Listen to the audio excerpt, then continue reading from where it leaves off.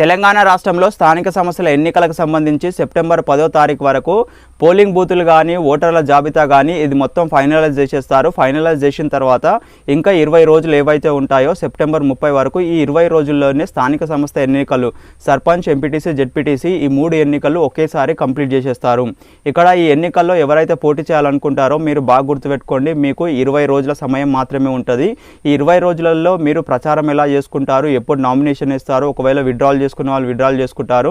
మరీ ముఖ్యంగా ఏంటంటే ఇక్కడ మీకు సమయం చాలా తక్కువ ఉంటుంది కాబట్టి మీరు గెలవాలన్నా ఓడాలన్నా మీరు స్ట్రాటజీ కానీ మీ ప్లాన్ అనేది కరెక్ట్ ఉంటేనే మీకు ఒక గెలిచే అవకాశం అనేది ఉంటుంది. లేకపోతే ఏమవుతుంది అంటే జనరల్ వచ్చే అవకాశం ఉంటుంది, లేకుంటే రిజర్వేషన్లు వచ్చే అవకాశం ఉంటుంది. ఒకవేళ మీరు ఇండిపెండెంట్గా పోటీ చేయాలనుకుంటే ఇవన్నీ ముందే ఒక ప్రణాళికతో ఉండండి. మీకు సమయం అనేది 20 రోజుల్లో ఉంటుంది. ఈ 20 రోజుల్లో నామినేషన్స్ అయిపోతాయి, ఎన్నికలు అయిపోతాయి, ఎవరు గెలిచిరు అనేది కూడా తెలిసిపోతుంది. ఈ సమయాన్ని చాలా జాగ్రత్తగా వాడుకోండి.